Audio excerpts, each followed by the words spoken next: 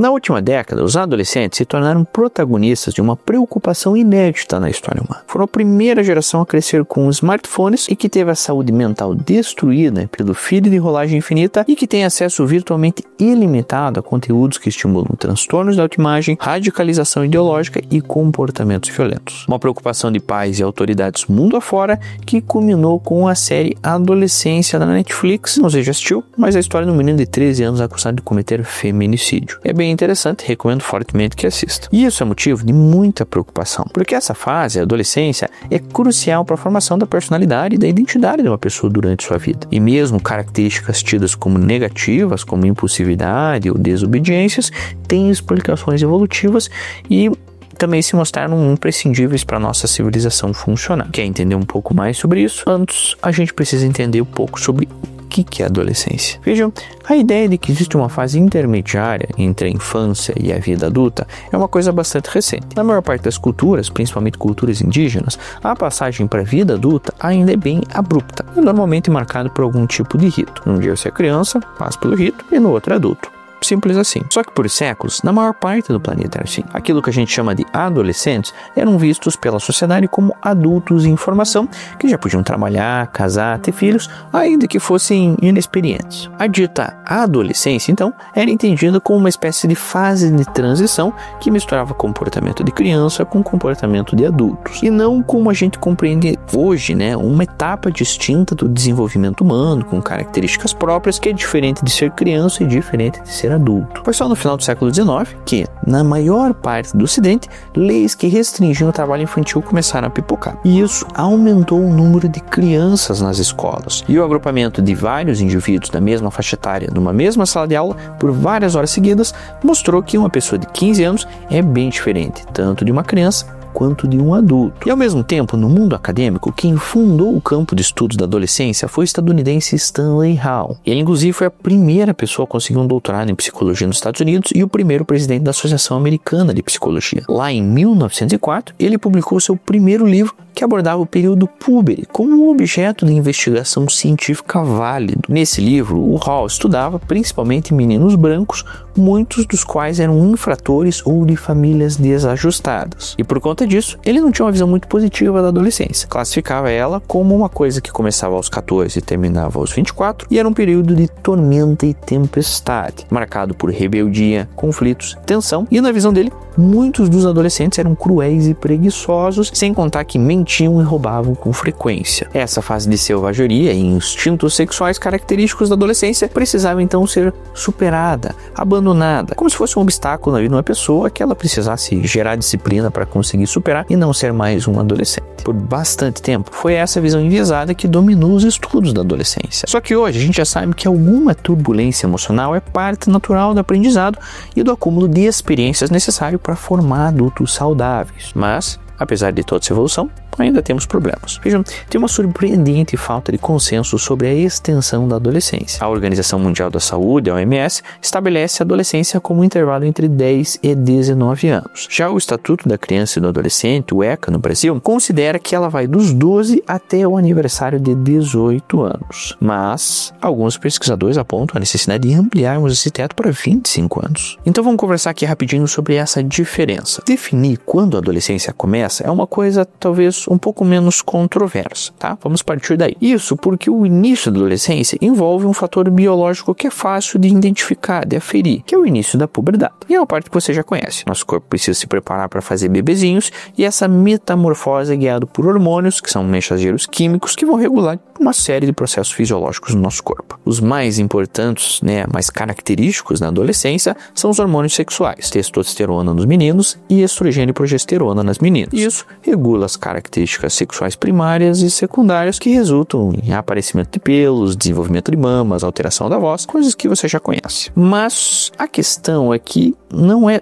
só isso que acontece. Existem muitos outros hormônios no jogo, como por exemplo os de crescimento, GH e GF1, e também há mudanças nos padrões de produção de cortisol, o hormônio do estresse, e da melatonina, que é o hormônio do sono. E toda essa tempestade hormonal ajuda a explicar as constantes mudanças de humor típicas dessa fase e até um pouco da preguiça que adolescentes normalmente sentem. Só que mesmo esse referencial biológico não é muito seguro para a gente conseguir datar o início da adolescência. Alguns dados mostram que a puberdade tem acontecido cada vez mais cedo, mesmo considerando as variações individuais esperadas. Digo que está acontecendo mais cedo, levando em conta a média. Esse fenômeno tem sido mais comum em meninas e atinge várias populações distintas. Na Dinamarca, por exemplo, a idade média de desenvolvimento dos seios caiu um ano inteiro entre 91 e 2006. Na China, a idade média na primeira menstruação, a menarca, também diminuiu um ano entre 85 e 2010. As razões mais prováveis por trás desse fenômeno são muito provavelmente mudanças na dieta e no peso corporal. As meninas precisam de uma quantidade mínima de gordura para conseguirem menstruar e o aumento do sobrepeso e da obesidade infantil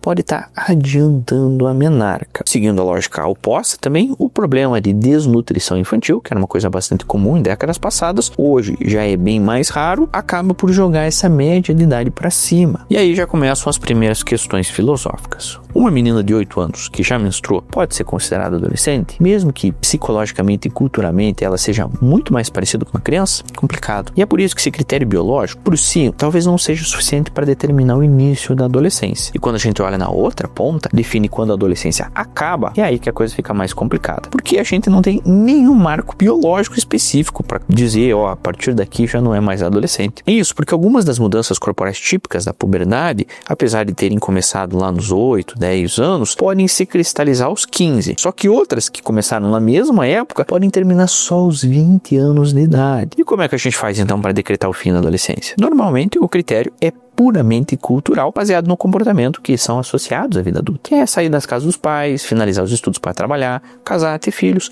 pagar os próprios boletos. A maioria das definições estipula algum momento entre 18 e 21 anos como o início da vida adulta. Só que aqui a gente já chega no outro impasse. Com o envelhecimento da população e o aumento da expectativa de vida e o prolongamento dos estudos na maior parte dos países, os jovens estão adiando cada vez mais a sua entrada efetiva na vida adulta. No Brasil, por exemplo, a idade média do primeiro casamento para uma mulher era de 22 anos a 30 anos atrás. Hoje, a média é 28 anos, segundo o IBGE. E no mundo todo, os jovens contemporâneos também estão exibindo cada vez menos comportamentos associados à vida adulta, como, por exemplo, o consumo de álcool ou ter uma vida sexual ativa. E esse adiantamento das funções sociais adultas é um dos principais motivos pelos quais alguns pesquisadores defendem que talvez esteja na hora de estender a adolescência até os 25 anos. Mas não é só um motivo cultural. Tem outro motivo que nos leva a adiar a adolescência, que é o neurológico.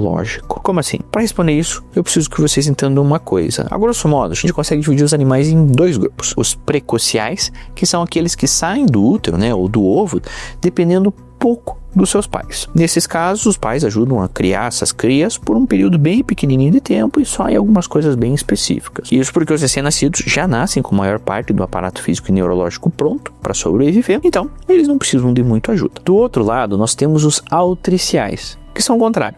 Precisam de cuidados parentais por bastante tempo depois de nascerem. É o que acontece com cangurus, cachorrinhos e, claro, nós humanos. E nós somos um exemplo bem radical de altricialidade. Os nossos recém-nascidos, como você sabe, não fazem muita coisa além de chorar. Os bebês precisam de adultos para tudo. Se alimentar, se locomover, se proteger de predadores e levam muitos anos até que o humano consiga fazer alguma coisa por si, como por exemplo ir no banheiro. E isso pode parecer uma super desvantagem evolutiva, só que não exatamente. Existe uma vantagem imensa em não vir pronto de fábrica, que é o seguinte: o cérebro humano acaba passando por uma longa fase de desenvolvimento fora do útero, o que torna ele extremamente flexível para lidar com o mundo. O cérebro na infância é muito plástico, uma capacidade muito grande de aprender, e nós, como você sabe, somos criaturas sociais, então não dá para nascer totalmente pronto, porque a gente precisa se adaptar ao contexto social e físico em que a gente nasce. E é justamente essa característica, essa adaptabilidade, que permitiu ao Homo sapiens habitar basicamente todos os locais da Terra, por mais distintos que sejam, desde os locais mais frios da Sibéria até os lugares mais quentes da África. E é aqui que fica o brilho da coisa. Ao longo da infância, novas sinapses, que são as ligações entre os neurônios, se formam num ritmo muito frenético, gerando então uma coisa chamada massa cinzenta no cérebro. São essas sinapses que permitem que crianças aprendam de tudo, desde habilidades motoras até habilidades cognitivas. E é por causa dessa produção acelerada de novas sinapses que é tão mais fácil aprender uma língua nova ou tocar um novo instrumento quando você é criança. Mas, infelizmente, não dá para manter essa flexibilidade para sempre. Quando a puberdade chega, acontece uma poda sináptica. As conexões menos usadas são entendidas como pouco importantes e, consequentemente, descartadas, e por isso o volume de massa cinzenta começa a diminuir e as ligações que sobram precisam ser reforçadas. Esse amadurecimento cerebral que a gente está falando vem justamente na adolescência.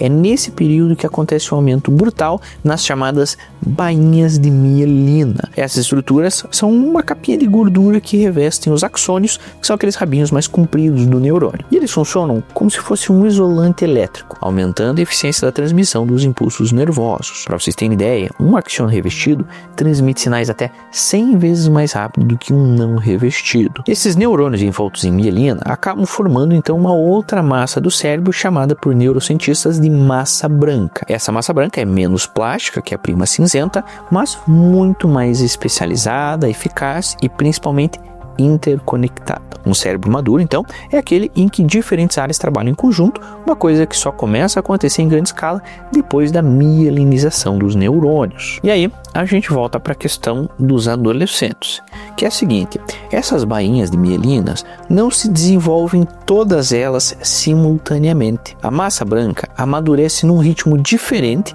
em cada região do cérebro. Uma das primeiras áreas a finalizar o processo é o chamado sistema límbico, que é formado por estruturas evolutivas mais antigas, como a amígdala e o hipotálamo. Essa parte do cérebro que termina a mielinização primeiro é a responsável pelo nosso lado primitivo, nossos impulsos sexuais, nosso instinto de sobrevivência e nossas emoções. O auge da mielinização do sistema límbico costuma acontecer justamente nos primeiros anos de puberdade. E ele significa então que a maneira como a gente sente ou lida com emoções muda radicalmente quase que da noite para o dia. Agora, a região antagônica do sistema límbico é o córtex pré-frontal, que fica aqui atrás da sua testinha. Essa região é responsável pelo raciocínio lógico, planejamento de longo prazo, regulação de emoções e impulsos, empatia e todo o resto do aparato neurológico que permite a existência de uma civilização como a gente conhece. É essa área que dá para nós a habilidade de imaginar cenários hipotéticos para planejar as nossas ações, considerando o benefício de longo prazo e não só os prazeres imediatos. Mas o problema é que o córtex pré-frontal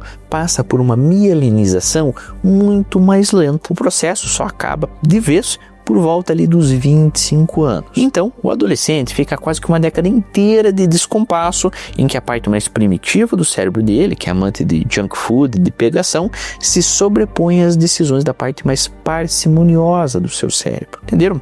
É por isso que adolescentes são, de modo geral, mais impulsivos e menos cautelosos do que os adultos. E é exatamente essa razão pela qual alguns pesquisadores argumentam que o conceito de adolescência deveria ser estendido até os 25 anos, que é quando o córtex pré-frontal finalmente toma as rédeas do jovem. E é essa demora de um amadurecimento que acaba levantando algumas outras questões filosóficas que nós não temos uma resposta bem clara ainda. Vejam, até que ponto devem ir, por exemplo, punições por comportamentos inadequados de criminosos? Nos Estados Unidos, a Suprema Corte decidiu em 2005, por exemplo, que menores de 18 anos podem ser julgados por seus atos, mas que a pena de morte, que é legal em uma série de estados do país, não pode ser aplicada a eles. Nesse caso, a Suprema Corte entendeu, com base em estudos de neuroimagem, que os adolescentes são capazes de diferenciar certo ou errado e que, consequentemente, podem ser punidos, mas que a pena capital é radical demais para uma faixa etária em que o cérebro ainda não está suficientemente maduro. Mas eu quero saber de você, o que você acha disso? A pena de morte pode ser aplicada a adolescentes? Se você gostou desses temas mais cerebrais, eu tenho um vídeo inteiro aqui falando sobre o fim da atenção. Mas caso você queira um outro tema um pouco mais criativo, eu tenho um vídeo inteiro falando sobre como a criatividade não é dom e como você pode dar um boost na sua criatividade. Eu tô te esperando no próximo vídeo. Até lá. Tchau, tchau.